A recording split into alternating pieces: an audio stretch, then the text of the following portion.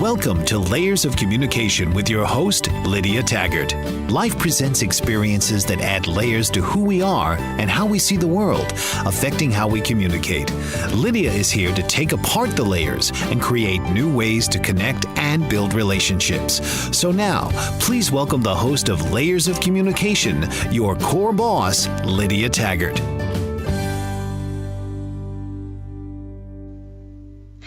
Welcome to Layers of Communication. I'm your host, Lydia Taggart. You're listening on TuneIn Radio, iHeartRadio, and the BBM Global Network. Our number for calling in today and every day is 1-866-451-1451. And I would love it if you want to call in. I'd love to touch base with you personally and get a personal mentoring session with you of whatever you need. Today, I really feel like we need to talk about processing anguish. I have some stories to tell you, okay? Now, you probably have heard about the student walkout last week, about the shootings in Florida. The students are protesting, displaying their need for safety. And I've got a couple of high school kids, and so, of course, I was concerned for them and what they're feeling and thinking and what they're going to do about it. But I'm not the only person in the world who has high school kids. So I asked a couple other people about their situation too. Such a wide variety of opinions and feelings. Now, my kids, personally, my oldest one, he's got a lot of social anxiety, so I was really shocked that he went out with the walkout. And they just had a space set up for the students in the soccer field, and they had police there to keep them safe and whatnot. And he went out and was having a discussion with the people that were protesting or standing there. It was not really a protest. When they were out there displaying their feelings, and he was asking them questions about why, and he came to the conclusion that most of them had not done their homework and they didn't know what they're talking about. And so he was pretty frustrated that they're all out there not knowing what they're doing. And so my other son, I asked him what happened with him in his school, and it was completely different. He did not go out. He's like, why would I want to waste my time not being in class? I need to be in class or I'm going to fail my classes. These are tough subjects. And none of his friends left either. Nobody in his class left at all. But when they were walking back, that particular class is outside. And so they were walking back into the building after the class ended, and they saw people just hanging out.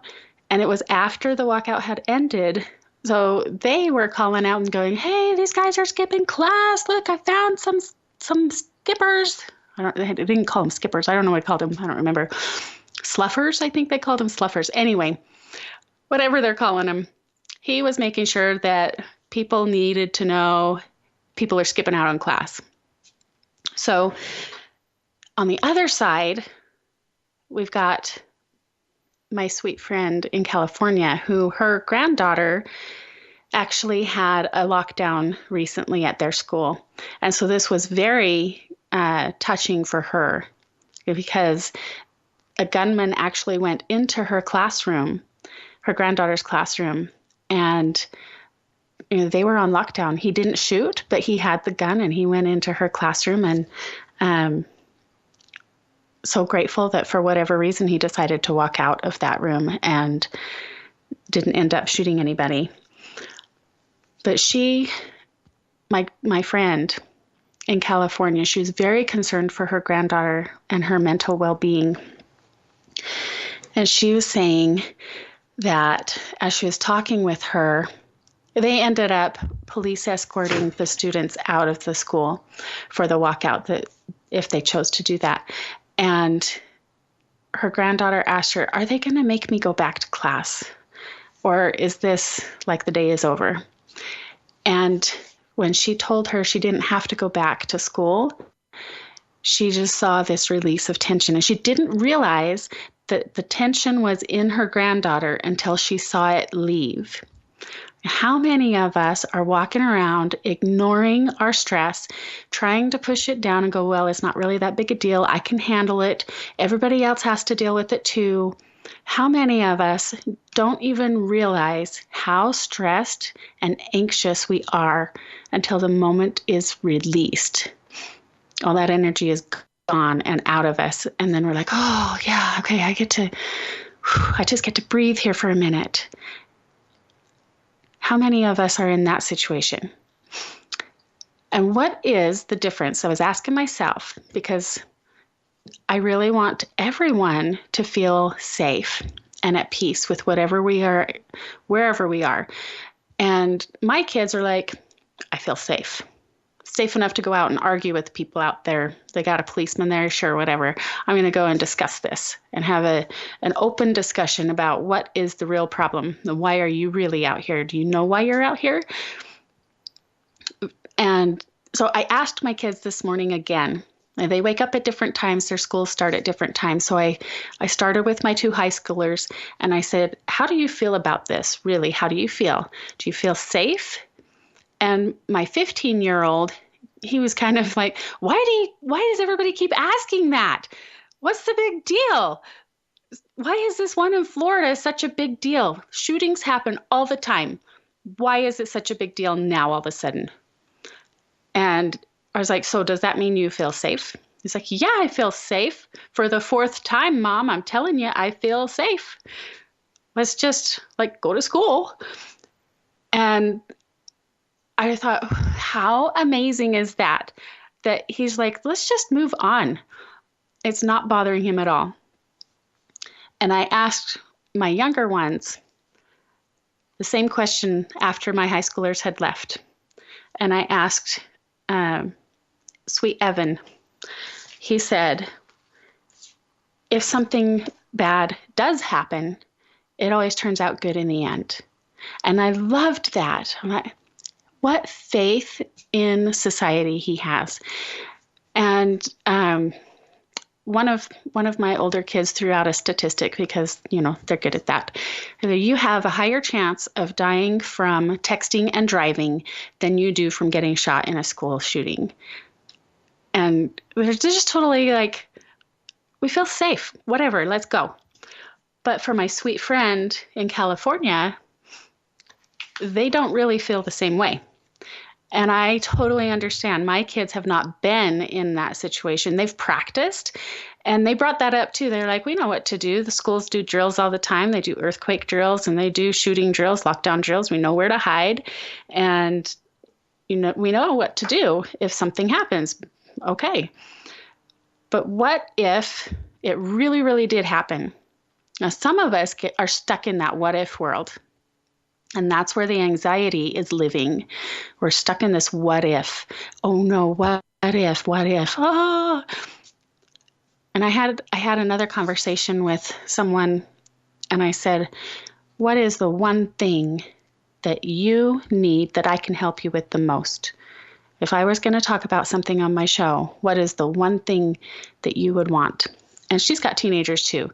So she has some issues with her teenagers, but she said the one thing that she really, really wanted is, how do you check on them and know, they're high schoolers and they're teenagers. What is the difference between regular, normal teenager stuff and if they have signs of a real need, that if they're depressed or if they've got anxiety or all these other possibilities? How do you know if they're just being a teenager or if they need something extra? So today we're going to talk about the signs. You don't need to know any signs. It's just like the love languages, you layer them on. Let's choose to treat and prevent. If they don't need it, we can prevent it. It's the same steps. Okay, we're going to take a little break and we'll come right back. You're listening to Layers of Communication on the iHeartRadio, TuneIn Radio, and BBM Global Network. Our call-in number is 1-866-451-1451. And remember, if you call in, I have a special gift for you. I'm your host, Lydia Taggart. Welcome back to Layers of Communication on TuneIn Radio, iHeartRadio, and the BBM Global Network. I'm your host, Lydia Taggart. Our call-in number is 1-866-451-1451. And when you call in, I have a special gift for you. It's an audio download about made to thrive. We're made to thrive. And that is what we're talking about today, is how do we thrive when we have such an anguish-filled world? I love that word anguish, not the world anguish. The word anguish is so descriptive of the deep pain that we have when we have issues that are really massive, like shootings in the schools.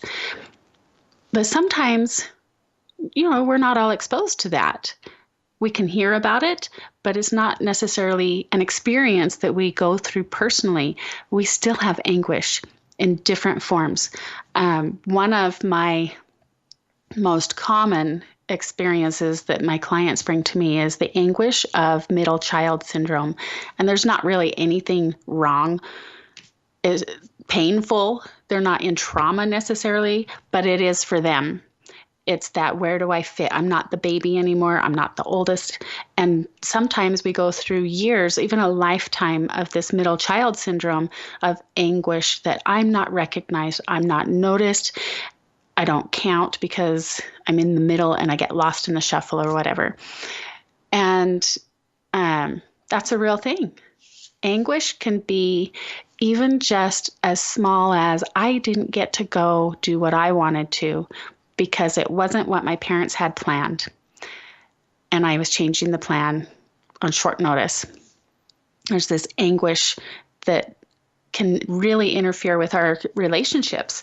And the first step, the first thing we need to recognize is those feelings are meant to be felt. We get stuck in them when we ignore them. If we try to pretend that we're happy, but we haven't dealt with the anguish and that pain, then we can't really be happy. Positive declarations, just positive thinking will only work if we acknowledge and process the negative emotions. Our feelings are meant to be felt. It's very critical and very, very essential that we acknowledge all of our feelings. That's part of being human. So once we can acknowledge our feelings, we need to have faith that there is something bigger than us, bigger than ourselves, a higher power of some sort. Whatever you want to call it, there has to be something bigger than us. And of course there is, because you didn't create the sun or the universe. So obviously there's something bigger than you. But we can trust that most people in the world are good. Most people are good. And that higher power is a force of good. I believe that we're here on purpose, for a purpose. We're here because we chose to be here. And one of the things that we get caught up in is forgetting what our purpose is, forgetting who we are. And I want to share with you a couple of stories today, but most of all, I want to share with you some tips on how to process these emotions. And if you want to call in, we'll process your particular personal situation. That would be great. But we want to think that there's always good, and there is, but there's also opposition in all things. We need to take these measures to treat and prevent the same. We don't have to be in a crisis mode to be able to strengthen and fortify our shields. We are always under attack. That is the thing we have to accept. Evil never takes a break, and we shouldn't either. There's always opposition in all things. Goodness doesn't have to take a break. That force for good, that higher power, is always working on our side. Always. If we build muscles, this analogy here, okay? We're going to go out and get to be this super buff, awesome weightlifter guy, and we want to have super awesome muscles, and we're lifting weights, and we call it strength training because we want to strengthen our muscles and strengthen our bodies. We put stress on those muscles so they can get stronger. Somehow, when it's an emotional strengthening. We call it stress, anxiety, and anguish, and we feel stuck in the emotion, but it's really meant to strengthen our spiritual and emotional selves as well. It's that strength training for our emotions. Remember, feelings are meant to be felt. So how do we process that anguish and turn that layer of anxiety and fear into an emotional strength training and fortify our personal shields? So we need to be at cause and stop blaming. Yes, things happen around us that, like, I'm not the one who caused the shooter to come and kill people. That's not anyone's fault. That's a thing that happened. He's going to have to deal with that. And those poor families, they have to process this anguish. If we are at blame and revenge, it eats us up inside. It doesn't do anything at all to hurt the person who hurt us. It's only hurting ourselves. We need to feel it, move through it, and let it go. And it can be really hard, and it can be time consuming if we make an effort, then it is easier to process. So we want to be at cause for our own life and our own feelings, our own reactions, and not blame whatever else is around us and go, okay, I feel this pain. I do. I feel pain because I'm human, and that's part of being human. And it's okay to feel pain. We don't want to be at blame for other people causing it or guilty that we have it. And that's an issue a lot of times too, that we feel like we shouldn't feel guilty, or we have to feel guilty because something happened. We don't have to either way. We can let it go. We'll talk more about this after the break. Stay close. This is Lydia Taggart on Layers of Communication and iHeartRadio, TuneIn Radio, and the BBM Global Network. Our call-in number is 1-866-451-1451. Welcome back to iHeartRadio, TuneIn Radio, and the BBM Global Network. This is Layers of Communication, and I am your host, Lydia Taggart. Our call-in number is 1-866-451-1451. And remember, when you call in, I have a special gift for you. It's a downloadable audio, and it's about being made to thrive. So when you want to call in, go ahead. We're great at that. For now, we're going to talk about processing our anguish. We've already decided that we have a higher power, that there is something bigger than us. We've already decided that we are at cause, that we can make changes for us and our good. We are in charge of our reactions. And next, we want to talk about our point of view. If you have a quarter and you hold the quarter up next to your eye, like touching your nose, then you really can't see anything else around it. And you can't even see and distinguish what's on it. It's just a silver blur, right? Because it's so close to your eye. If you take it out a little bit further, you can inspect it and go, yeah, it's got a picture of something on it. It's got some letters and words. But it's still hard to see a whole lot around it if you don't pull it farther away from your face. So we're going to take that quarter and we're going to have it represent all of the anguish and the things that are affecting us and causing us pain. We're going to take all of that sorrow and heartache, and we're going to put it into that quarter. And we hold it up to our eyes and we're looking at it, and it is blocking all of our other happiness that we could have. And we can't really tell what it is. We just know we feel all these things because it's so close to us. And if we take it a little bit further away, we can inspect it. But better yet, if we throw it across the room, and then it becomes a little speck in the dirt way over there. It hasn't changed any of the qualities of that quarter at all. Nothing has changed. All the pain and all the sorrow, all the anguish is still there, but it's not in our face anymore. Now we can do something about it. We can walk around it. We can go pick it up, put it in our pocket, and use it for something good, because our emotions and our feelings, our experiences that we go through are meant to be good for us and the people around us. They're meant to be a growing, strengthening experience. So when our pain and our anguish is far away and we have that different point of view, we can look around and go, oh, look, there's a tree over there. Oh, look, there's a dog over there. Or anything else that is around us, we're able to see and process the world when we don't have this up in our face. And so that's why it's so important to be able to distance ourselves and put those emotions into something else and put it somewhere. And you don't have to go pick up the quarter once you throw it away. You can leave it there for someone else. You can leave it there for the wind to just blow all the pain away. And then a week, a month, however long later, you can go pick it up and put it in your pocket when the dust has settled, so to speak. It represents our issues. That quarter represents our issues. We can identify what it is. Now, how do we identify it? There's an exercise I like to call dump and destroy.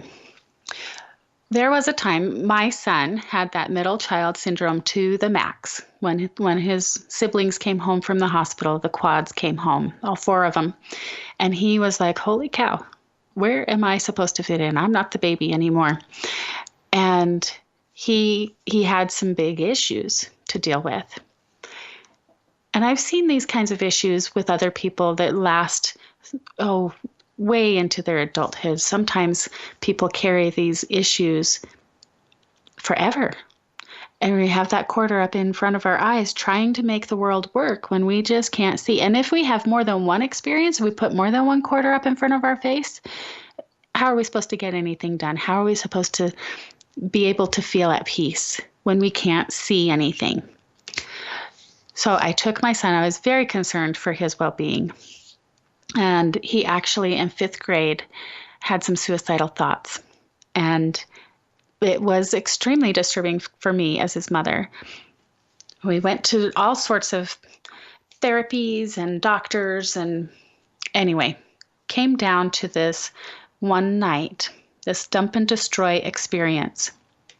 And we had done dump and destroys before to varying degrees of success. But this night was different. And I'll tell you what dump and destroy is. You want to just have a quiet place, or you can play some good music that is emotional music. Music is really powerful for processing our emotions. But for dump and destroy, you get a pen or a pencil, preferably a pen, and paper. You could type it up, but it's not as effective because when it's typing, it doesn't process the same in our brain as if we actually write it and see it on the paper. The paper is tangible. You can pick it up. You can manipulate it. You are at cause with that paper. You're in charge of what happens to that paper. Not necessarily so much on the computer or an electronic device. It might come unplugged. The battery might go dead. It might just delete on its own. You're not really as much in cause as if you write it on the paper. And you want to be fully at cause as much as possible. When you're dealing and processing with your emotions, you're in charge. So you get your pen and your paper and you just dump everything out of your brain onto the paper. You write and write until you're done writing. Initially, this process for my son took, like 20, 30 minutes. He was in 5th grade, so he didn't have a whole lot. But the thing that made the difference this time was I was there too. We tend to think that we want to fix our people. We want to help them solve their problems. And when we do that, we're helping them, but we're also subconsciously letting them receive a message of you're broken. You need to be fixed. And that's not necessarily true. What we would rather tell them and what happens when we do the process together, we want them to understand we are in this together. I love you. I support you. You're not alone. We can do this. And so being there is really vital. Being there, letting us know that we are not alone. That is a real key that, oh my goodness, it just touches every problem. We need to know that we're not alone and that we're supported and loved. And we'll talk more about this after the break. This is TuneIn Radio, iHeartRadio, and the BBM Global Network. You're listening to Layers of Communication. I'm your host, Lydia Taggart. Our call-in number is 1-866-451-1451. Welcome back to Layers of Communication on the BBM Global Network, iHeartRadio, and TuneIn Radio. Our call-in number is 1-866-451-1451. I'm your host, Lydia Taggart. And if you call in, I would really love to go through this 7 layers deep process to help you distinguish and get rid of your anguish. 7 layers deep process. So our number is 1-866-451-1451. And before the break, we're talking about being there during this dump and destroy process. And my son at this time, he was like really, really depressed and like he shouldn't be here kind of stuff. And as a 5th grader, it doesn't have an age limit. We think that it's supposed to be for old people or teenagers or whatever, but there's no age limit to depression. And you don't have to wait until you're in a situation to take action to protect yourself from getting there. So this dump and destroy, you get all your emotions, all your feelings, all of everything out onto the paper, and you do it together. So I sat there with my son, and he was like, I'm not going to do that. I don't want to do that. I said, we're doing this. I'm going to sit over here and do it. You're going to sit over there and do it. And let's see who gets a longer list.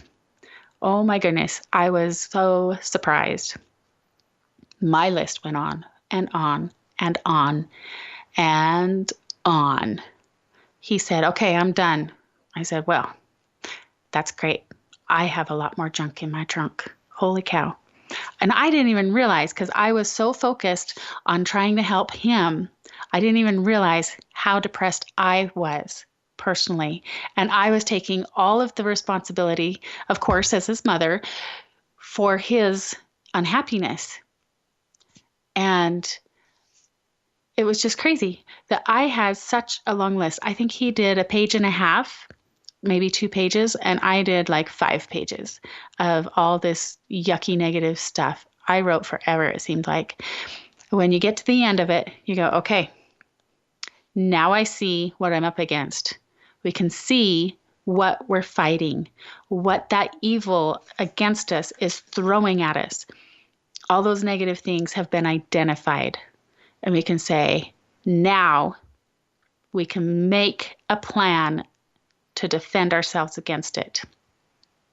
Now we know what to do. We know what the enemy is.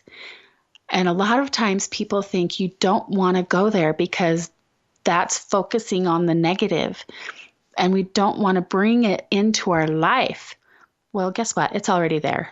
It's already in your subconscious. It's already working on your processes and your patterns and making you avoid certain situations or people.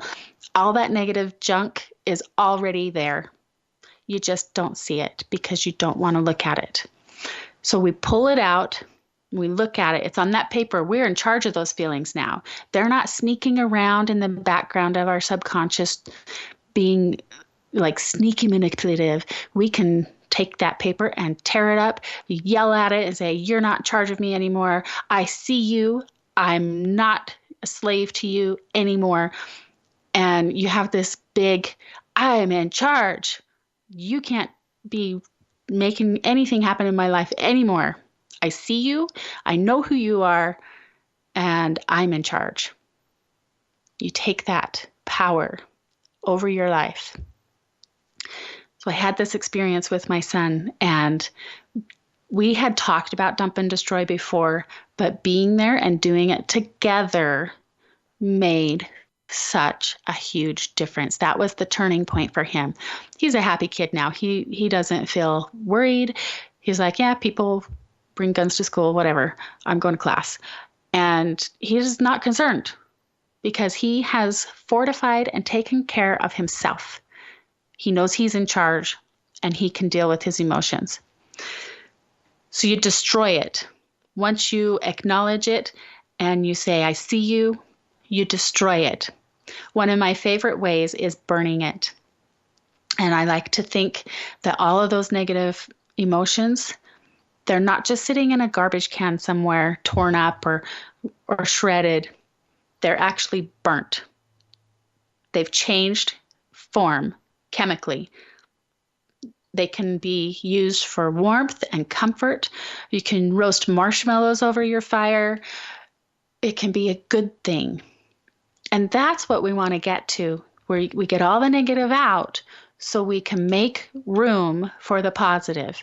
All those declarations and affirmations and happy news story dreams that we're going to create, we need space in our brain so that we can make those happen.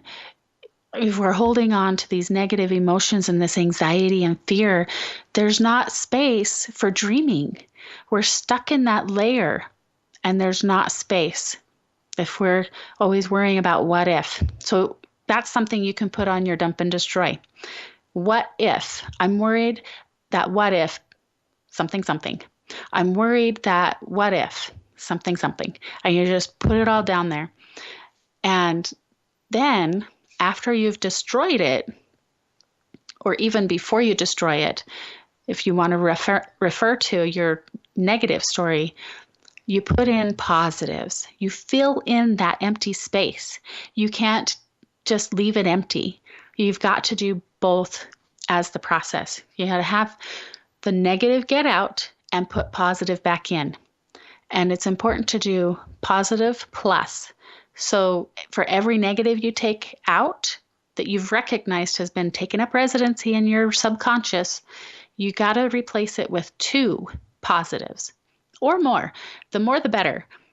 Fill up that space so that the negative can't come back, because it will try. Like we said before, evil never takes a break. The opposition is always trying to stop us from being happy and good. Always. So we like to try and do this daily or as often as possible. Dump and destroy. Fill it up with as much positive as you possibly can and burn it. And it's opposites. If you said, I'm stupid as one of your negatives, then you want to say, I'm super smart and I'm brilliant and I have great ideas, so that it's exactly opposite. Okay, we're going to take another break and we'll continue talking about processing our anguish when we get back. You're listening on the iHeartRadio, TuneIn Radio, and the BBM Global Network. This is Layers of Communication. I'm your host, Lydia Taggart. Welcome back to the TuneIn Radio, iHeartRadio, and the BBM Global Network. This is Layers of Communication, and I'm your host, Lydia Taggart. Today we're discussing how to process anguish, all those negative feelings, and what do we do about it? How do we become protected and safe? How do we get to that feeling of safe? So one other way, we just finished talking about dump and destroy and being there to really support each other. One other way is to visualize and embrace visualization. When we're in this stress and anxiety, we're worrying what if, right? We're worrying about the future. We're remembering the past and putting it in the future. We're letting it stretch over our present. But what we need to do is leave it in the past.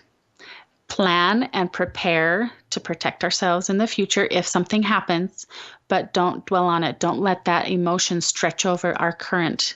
We need to let it be where it belongs, and that's in the past. So if we're worried, what if something negative? This might be kind of funny. It's simple, but it is really effective. What if someone came and had a gun at school? Well, what if it was a water gun? What if it was one of those paintball things? And what if they turned on some really awesome music and it turned into a dance instead of a scary thing? And you can build this other kind of world of what if. We worry, what if I won't get to school on time? What if my homework isn't done right? What if my teacher doesn't understand what I'm trying to say in my essay? These are things that teenagers worry about a lot. And what if, the biggest thing, what if the guy or the girl that I want to go to prom with says no? Oh dear, that would make me not even want to ask anyone out on a date, become a hermit, and just be depressed. What if they said no? What if I get embarrassed? What if you don't? What if they say yes? What if they're just waiting for you to invite them because you're their dream person? And what if you go out there and they're like, oh, finally, I'm so glad you asked. I've been waiting forever for you to ask me out. And then you go and have a great time. What if is both ways? You don't have to be stuck in the worry. You can just turn it around and go, okay, that's worst case scenario. What would the best case scenario be?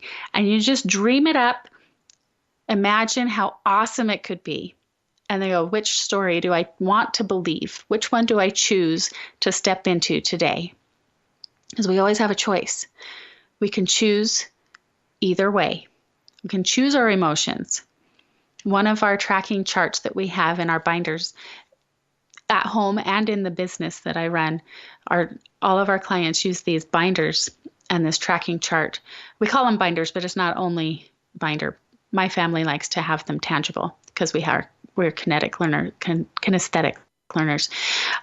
Anyway, the first line says, today the emotion I want is, I choose to live in blank emotion today. And that by itself really strengthens and fortifies ourselves. We can go out in the world and go, I choose to be confident today. And maybe things happen that would have worn us down if we hadn't chose to be confident. And it's a conscious decision. We can choose it. A lot of times we get into this stressful anxiety place. We're like, oh no, world is caving in. So what do we do in those anxiety attacks? Because we don't see it coming a lot. We need to be present. It's that stretching of the emotions from the past to the future, and it's surrounding us. So if we can step into the present moment, leave the past in the past and the future in the future, we can dream something better in the future.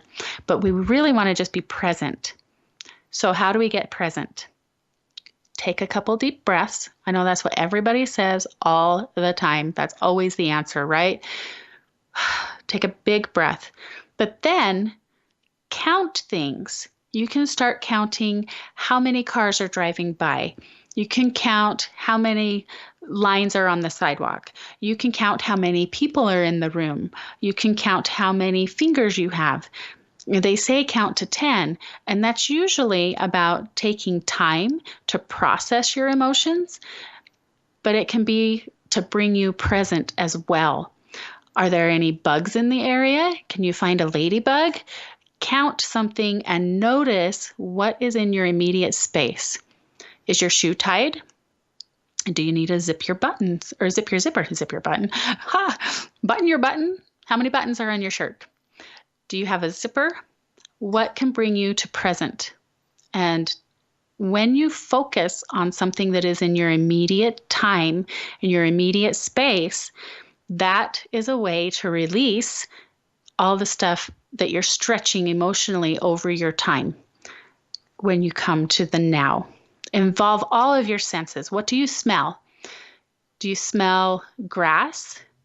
Do you smell baking bread? Do you smell someone's stinky shoes? What do you smell? What do you hear? Can you hear some birds? Do you hear a basketball down the street? Do you hear a car running? Can you hear your heartbeat? What do you feel? How do you feel? Do you feel something with your fingers? Is it soft? Is it hot? How do you feel emotionally? If you feel worried, what would you rather feel? Can you choose to step into that feeling? And here's where we really embrace our visualization. You can take the feeling that you want And you can imagine that there is a circle on the ground in front of you. You're going to put all your goodness into that circle, all the sparkles and rainbows and unicorns, all the happiness and awesomeness.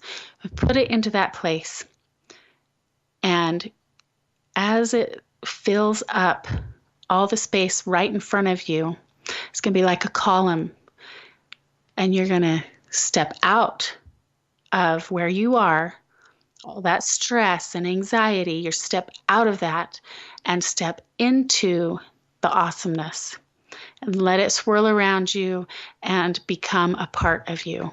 And you can leave your anxiety behind. All right, we're going to take another break.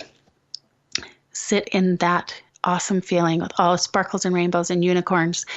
Let them swirl around you and bring you peace. This is iHeartRadio, TuneIn Radio, and the BBM Global Network.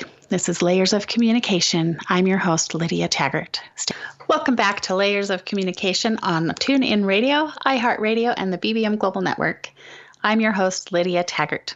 Today, we've been discussing how to process our anguish. Now, we've gone over being at cause and having our anguish represented by a quarter. We want to get it far away. We can leave it there. We don't have to carry it around with us. We can let it blow away in the wind, have all the yuck fall off of it, and we can pick it up later when it's worth more to us, when we're able to use it. We want to remember about the dump and destroy.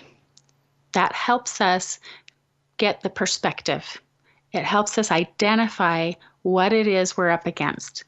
And we want a support system. We need support. I'm here to support you. If you have family, friends, other people, invite them to support you and be there as a support for them. Work on things together. You don't have to have a problem to be able to work on not having a problem. That makes sense, right? You don't have to be depressed in order to fortify and take care of yourself. We can take steps anytime we want. And I fully encourage you to do the dump and destroy. And really embrace the visualization process. It's a mind game. Everything is in our minds.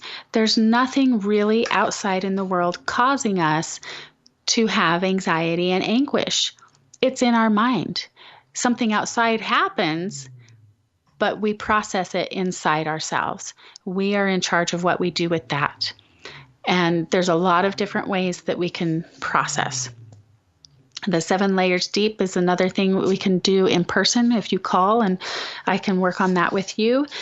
I'm found at lydiataggart.com, and you can email me at lydia@lydiataggart.com. We have phage journaling. Maybe we'll talk about that another time because that one's really important too.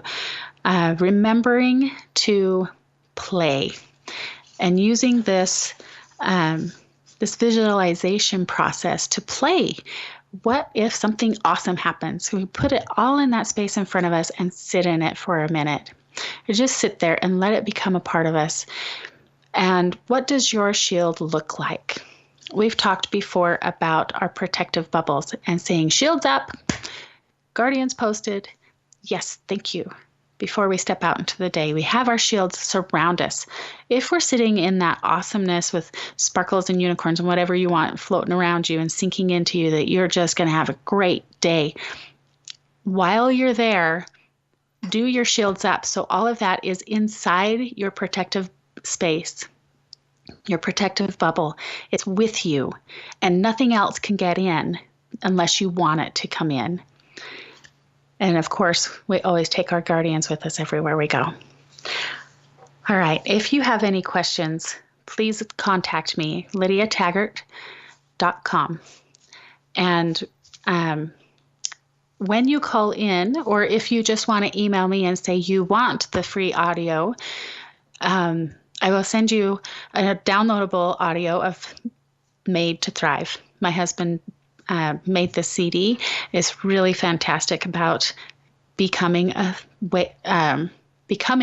who you're meant to become which is thriving, not living in fear, not living in anxiety or anguish. It's really great. Next week, we're going to be talking about healing with hugs. We're going to have Celeste on, and she's got a great program that we're talking with her more about next week. Today, just remember you are worth it, and so are they. Take that time to be together and help and support each other. You are worth it, and so are they. This has been Layers of Communication on iHeartRadio and TuneIn Radio and the BBM Global Network. I'm your host, Lydia Taggart. See you next week. Love you. Bye. You've been listening to Layers of Communication with your host, Lydia Taggart. Tune in next week as we break through the layers in order to communicate and connect down to your core on Lydia Taggart's Layers of Communication.